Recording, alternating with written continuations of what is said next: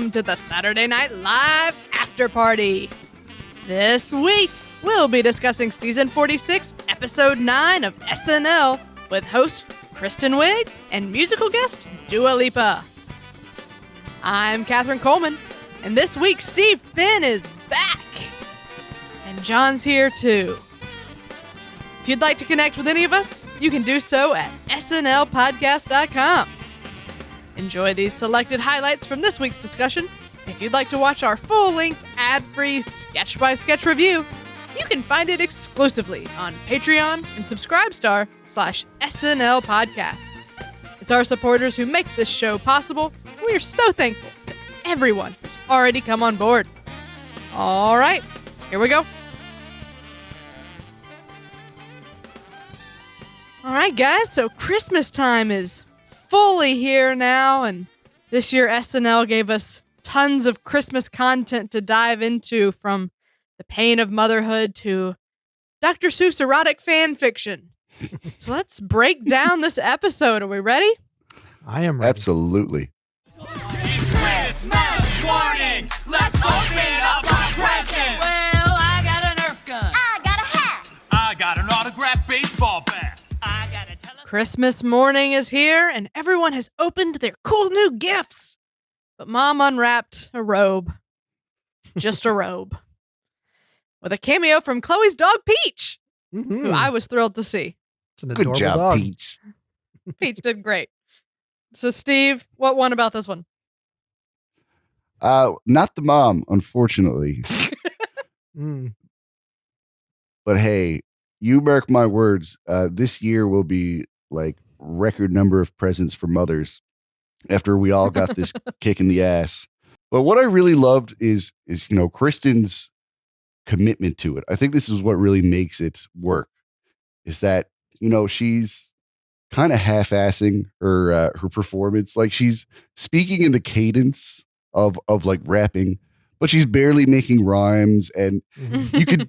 She's playing it as if she showed up unprepared. It was just like, whatever, I got my robe. I'm just going to be part of the rap and then get to cooking breakfast. Like that really comes through in the performance. So this is golden stuff. One of my favorites of the night. Yeah, I absolutely loved this. I thought it was fantastic. Such a great truism, right? Moms get shafted on gifts all the time. It sucks. And to execute it the way they did was where the craziness comes from. And I think you can kind of see Stephen Castillo and Dan Buell, who wrote it, coming through in how they chose to execute that. Because you could have had a sketch where everyone opens a present and then Mom opens a robe. And everyone opens a present and, maybe Mom opens a second robe and all Mom gets are robes. So there's a lot of ways you could go with this observation. But this is a really fun, let's make a Beastie Boys-esque family rap video. And Mom's just only going to get a robe. What a great execution of this idea. And I was having so much fun with it. I sent it to my mom before I went to bed last night. Like, that's how good it was. A 2 a.m. text to my mom. So yeah, huge win for me. John, how about you? Yeah, I enjoyed it. It's definitely a smart, true thing that they found to highlight. The song itself is fun. Everything is just lit like super bright and festive, and everyone is high energy and like kind of gonzo in the frame. Like there's so much mirth and energy. And then you cut to Kristen and she's so deflated and just kind of at her wit's end and trying to hold it in because, moms feel pain on the inside. That's nice. That's nice direction. So Paul Briganti deserves a little bit of appreciation Absolutely. for helping to realize it as well. Kristen Wiig's performance, perfect. Like I haven't put on makeup yet, but nobody's even listening. Mom does not have a voice in this scenario. She's just there to facilitate everyone else's joy. And it's an oddly beautiful thing to highlight, because what they're saying is, this isn't right. We do appreciate you. We do see you. We know that it goes overlooked sometimes way too long, but here's a moment to recognize that. That feels good. That's fun, festive fare. I can totally get on board with this. All right. Well, huge wins there.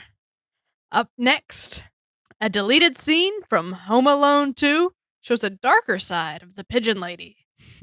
So, Steve, what won about this? What won? The fact that I've watched the Home Alone movie so many times and never thought about how much more Kevin could have done for the pigeon lady Right? in the Home Alone. Like, he really did go overboard with treating himself. I mean, go nuts, but like so yeah, this raises some fun questions. But whatever, that's all fun. I just want to give props to the costume department. And I want to give costumes to the prop department. I just thought they did a really great job getting all of the costumes exactly right from the movie. Mhm. They had Kevin's jacket and hat. Harry and Marv were spot on. And yeah, Kristen's not like a big match for the lady who plays Pigeon Lady. She got the voice right at least. Mhm. So I guess my main point is that I appreciated the accuracy to a movie that I've watched literally like 500 times at least. Right. So Yeah, I think that's fair. Yeah. SNL's so good at parody and matching all that kind of stuff and doing such a great job making it look and feel like what they're trying to parody. Yes. So absolutely, props where props are due. I loved Melissa Villaseñor as Kevin. What fun, amazing casting that was. It was great. She did such a good job with it. I just loved that. That brought me so much joy to see. As for the sketch, I think it is a really good observation because he does this thing. He gives her a turtle dove ornament, and we're meant to believe that it's this great gesture and oh, how sweet that is. But like, she's still a homeless woman who does not have a Christmas tree. So, all right, whatever. And so that was really fun to play with. And I was having a good time with this. I felt like it was a little slow, like beat 2 didn't really take me anywhere great. And then we get Harry and Marv come in and she stabs them to death. So it ultimately went to like these great heightened crazy town places, but the pacing felt a little off, I guess. I felt like we were kind of we stabbed some people. Right. So that took me out a little bit and sort of drew it back. But again, I'm having fun with it. So a little bit middle of the road, but overall a win. Mm-hmm. You're right. Melissa inhabited that role. I was getting shades of Sherry O'Terry, and that's a compliment actually, because Sherry O'Terry was kind of the master of juvenile boy performances when she was on the show. And just for some reason, that's kind of what I was picking up from Melissa in this role, that I was buying her as Kevin McAllister. And I think that's fun. Oh, absolutely. But I was more intrigued by the fact that they started pummeling Marv and Harry, right? Pesci, Harry and Marv Stern, is they're Yeah. called by the The Wet fan base. Bandits. right? The Wet Bandit. So she starts pummeling them, Looney Tunes style, with the rotating fists, right? And so they are saying very clearly that we are in the Acme Looney Tunes logic of violence that you get in Home Alone, right? Like Right. an iron can fall on Marv's head and he's just gonna like get back up, or they're gonna Right. it's a hot door knob that should burn the flesh from his hands, but for some reason they keep going on, nails through feet, all the rest of it. So we're in that universe, and then she bludgeons them to death, and apparently it sticks, pun intended. So I'm not sure if that confused me or if I just really like the idea that they're stepping back and saying, no, in a moment of desperation, if Bird Lady needs to dispatch these guys to get her hotel room, she's going to finish the job that you would never see in the movies because of the slapsticky cartoon logic of it all. The fact that they deviate from that and it becomes this, horrific blood splattering scene, and then she lays all that burden at the feet of Kevin McAllister. No, we killed them. Like, it got very dark there.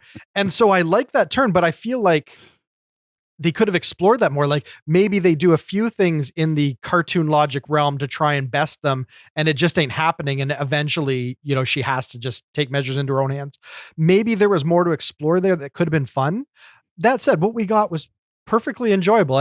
That was so intriguing to me that I would have liked that to get built upon in a, some fictitious draft that will never exist.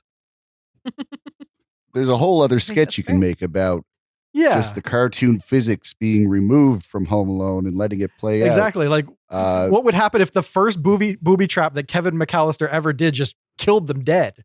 Like the paint cans. The first thing, the paint cans, right?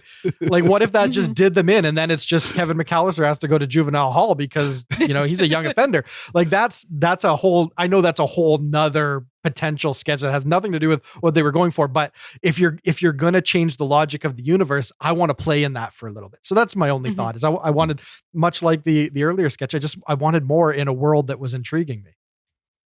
I think that's fair. Maybe next Christmas we'll get maybe the other side of this story. I would love to see it. I would love to see it. All right, well, let's get out of that and into learning that the Grinch's heart wasn't the only thing that grew 3 sizes after he saved Christmas. Steve, how'd you feel about this Grinch fan fiction? I grew 3 sizes for sure. Yeesh. In my heart, from the nostalgia that came from watching this. But hey, it's a funny concept, and the innocence of a child, and just what goes over their head at that age. It's funny to watch, as a fly on the wall. And gosh, yeah, I don't know where they came from, where the idea came from to do it with the Grinch. Speaking of where this came from, I was shocked to learn that Jasmine Pierce did not write this sketch. Because she has a thing about posting on Instagram about how hilarious it is that people have Grinch kinks and like sexy Grinch stuff. It's a thing that exists on the internet, and she thinks it's the funniest thing in the world. And I agree with her. So this came on and I was like, yes, Jasmine finally wrote the Grinch sketch. And then to the point that she posted on her Instagram story today, I did not write the Grinch sketch. Interesting. It turns out I think it's a Streeter and Mikey joint. I'm sure she walked by the office and checked in on the Grinch sketch for sure. Maybe they were inspired by some of her posts about sexy Grinch. So I was a little bit primed to the sketch in that I've seen this stuff on the internet, and I was very excited about it because I think it is hilarious. And this was such a fun place to go. I like it when they take these wholesome kids things like the I Saw Mommy Kissing Santa Claus sort of deal and just make it a little darker. So I thought this was really good. They took it to great places. I wish it wasn't COVID so we could have seen Mikey fully kiss the Grinch, but these are the times we're living in, so I'll settle. Yeah, I loved this. John, what'd you think? I like a lot about it. I like everything to do with the world and the production and the makeup and the costuming and just digging deep on Seuss references. Even Mikey's shirt, it's like Whoville you. So you know what? We all sleep in old tattered, t-shirts, right? Like that's a thing, like that's what you go to bed in. So of course, if you are a Whovian from Whoville, you probably went to university in Whoville, and someone thought, let's give him a old University of Whoville t-shirt. And those little things are not lost on me. I love all of that. I also love that Pete Davidson was doing some acting. Like he wasn't Pete. He was the Grinch, and he was trying to pull off his best Grinchy accent and just really grime up the role as much as he could. And I thought that he was handling that really well. It helps that he had amazing prosthetics. So Yeah. big shout out to Louis' yeah. team on that. But one of our oldest and truest listeners, Pretty in Pink, was talking on Twitter today and made a really good point that I wanted to steal. And that is that it would appear from an episode like what we got tonight that Andrew Desmukes is being handed the resident young person, wild-eyed child roles. And it's kind of creating a bit more space for Pete to be taken on these meteor roles. And it's just interesting to see that, because for so long, Pete was the stand-up kid that they hired because he's got some cachet with the millennials. And all of a sudden he's doing like some serious sketch comedy. And so it's just interesting to see him fully inhabiting the senior player mode and taking on these kind of roles and handling them really, really well.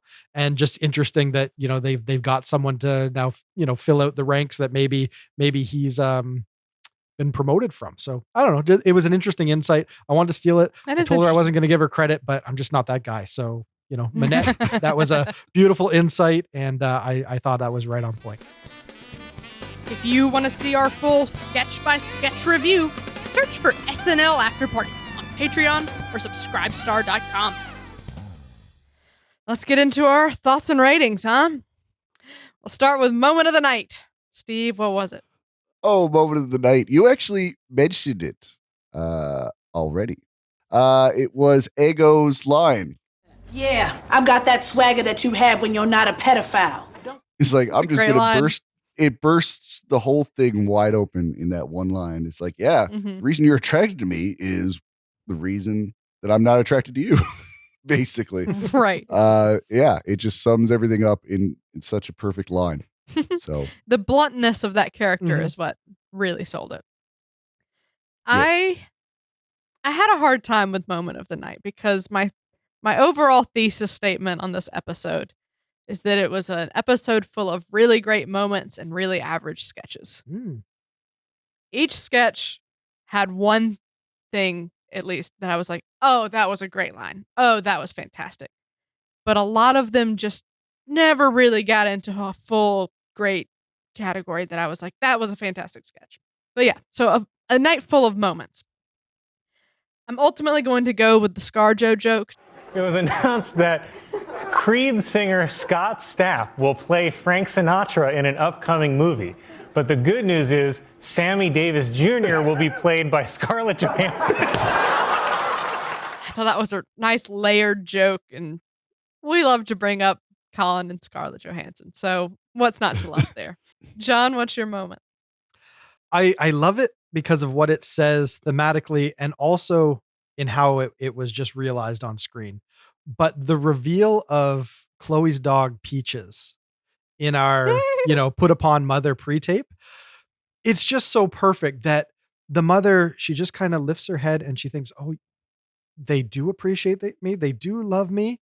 And then no, it's like hard cut to this adorable puppy that, of course, how could they not love this little puppy more than they love their mom, or just like be thinking more of wanting to shower it with gifts? Because Right. that dog, I'm sure, was like genetically cooked up for maximum adorability. Like puppies do not come cuter than that little puffball. He looks like they took a hairdryer and just like made him like took his hair and gave it maximum fluff potential. Like just Mhm. everything about him says, I just want to squeeze you and love you, and you can lick my nose because you're the most adorable thing. So okay, the fact Elmira. that yeah, exactly. I want to hug you and squeeze you and love you forever.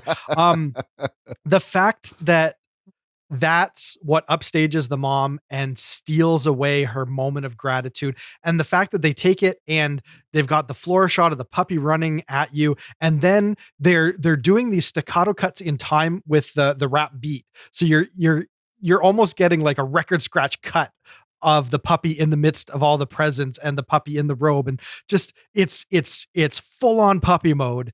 And I just don't think that there's a better way to say we don't appreciate you, Mom, than to have this whole Yeah. big like second movement in the song about puppy and just how adorable that puppy is. And if they had like a beagle or something, it just wouldn't have worked as well. It had to be that little fluff ball.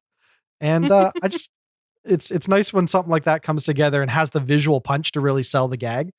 Yeah. There, Chloe's dog. That's my moment. Absolutely. All right. Well, let's talk about the best sketch then. Steve, what was it? Woo! Best sketch. I'm going to give it to the Home Alone 2 sketch. Probably because my sister would kill me if I didn't.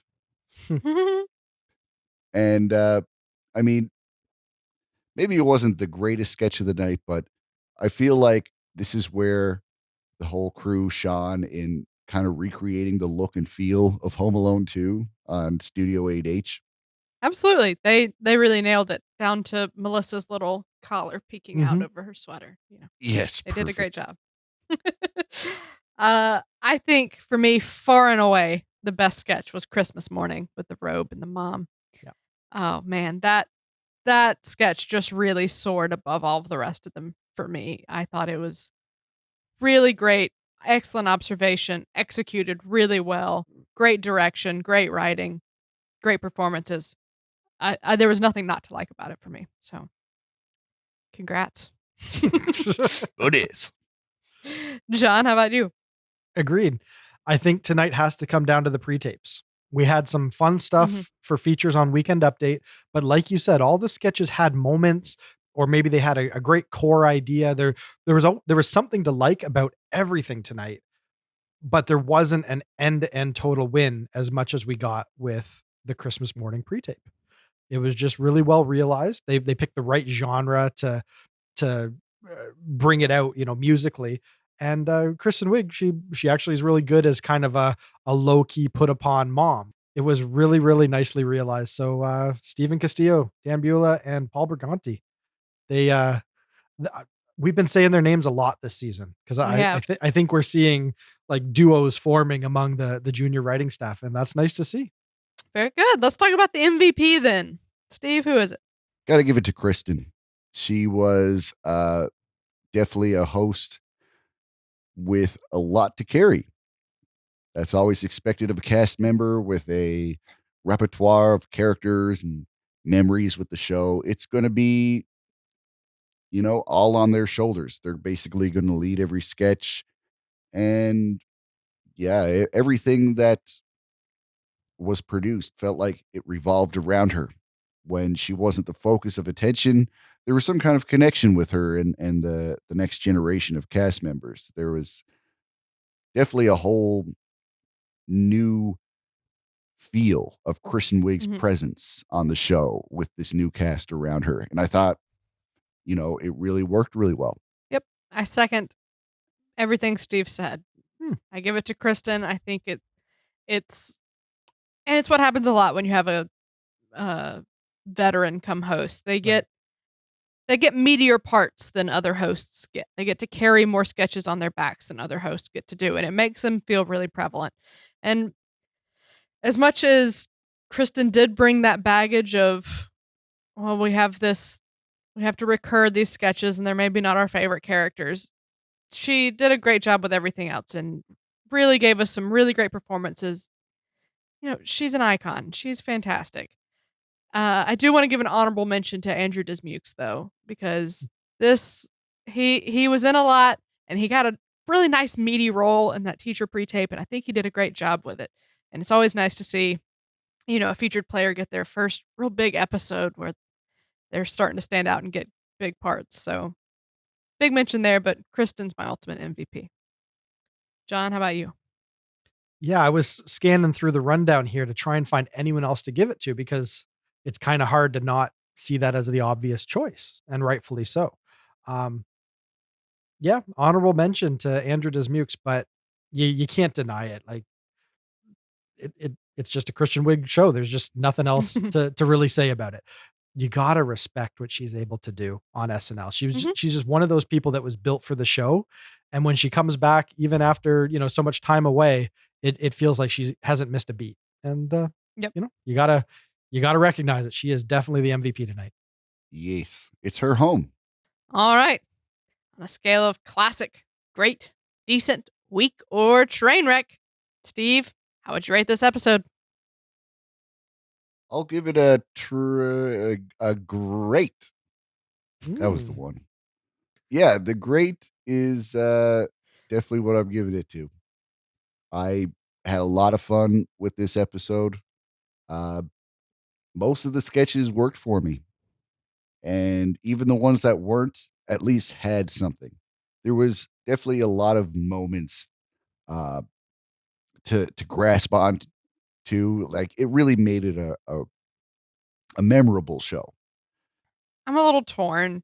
Because on one hand, I want to give it a great because nothing here fully fell flat. There was not a single sketch that I was just like, nope, not for me. Everything won, but nothing really soared it with the exception of the Christmas morning. Like I said, it's a show filled with tons of great moments and just sketches that were middle of the road. So I think I have to give it a decent in that respect, even though it was a very even episode. We have a lot of episodes that feel a lot more uneven than this one. But I didn't feel like anything was so exceptional that it's, a new classic sketch. Except for the Christmas morning one, which was really good. Yeah, that'll end up on the holiday reel. Yeah. Right. But everything else was just so just fine. It's a decent. You're exactly right. It was a really, really fun night that didn't get to any great heights. So I can't say it's great. But along the way, there was still enough that was keeping me interested, at the very least, with the live sketch fair, that it held together. And weekend update features were solid. Monologue was solid. Fun ideas just didn't quite go far enough for me. One really good pre-tape. Well, a couple good pre-tapes. So there's enough here that it's definitely in the decent range, but I don't feel like it got to the great territory that you would hope for from a Kristen Wiig episode, because she can turn in fantastic performances. And I think at this point, maybe just they need to venture a little further away from her tried and true characters. And then maybe we'll have a more inventive show that maybe will surprise us and create a new classic, because they're not playing it safe with the Kristen roles that we know are inevitable. So not a bad outing, but not a great one. Yeah. So overall, maybe not the best episode, but certainly one to have fun with. Sure. And leading us into a long break here over the holidays. So John, what do you have going on while we're off? That's a very organic handoff. I specifically requested that you throw to me for a plug here at the end of the show. Well, way to ruin it. Yeah. It's okay. Yeah, I'll make no bones about it. Anyone that watches Mandalorian knows that they just wrapped their second season. And I talk about that on a podcast called Star Wars TV Talk that can be found in all your podcast apps of choice. And yeah, we finished up our coverage this weekend of that last finale, which was a very interesting finale. I'm not going to spoil anything. But if anyone is into that, spoil in that. There's nothing to spoil. It was a very uneventful finale. But if anyone is into that show and enjoys my take on this kind of pop culture stuff, by all means, check out Star Wars TV Talk. I would love you to come and give it a listen. Very good. Steve, you up to anything while we're off? Oh no, just home for the holidays. Gonna spend it with Mother. All right. Well, I just shot a sketch yesterday. It'll be up on my YouTube in the next couple weeks. I'm really excited about it. So give us a little amuse bouche. What are we in for if we check it out? So this sketch is about a man tasting Impossible Burgers. He's at a taste test, but his whole deal is that he can taste the soul of the meat that he's eating. And he can describe to you the animal in immense detail. Okay. Well, there's an amuse bouche. All right. And so that'll be dropping on your social at some point in the next couple weeks. Yeah, that'll be on my social in the next couple weeks. So if you're just really missing me and my sense of humor, check it out. Very good. All right. Well, we'll miss you guys, but we'll be back in January. And that is a wrap. Thanks to Steve Finn and John Murray. And thanks as well to our most generous patrons, Sam Bowers, Neil Weinstein, Justin Gardner, Carissa Eubank, and Brian Clark. If you're enjoying our show, please subscribe on YouTube or wherever better podcasts can be found. Your subscription helps us grow, and your support is greatly appreciated. We'll be back next year when SNL returns. But until then, this has been episode number 124 of the Saturday Night Live Afterparty podcast. I'm Katherine Coleman. That's my story, and I'm sticking to it.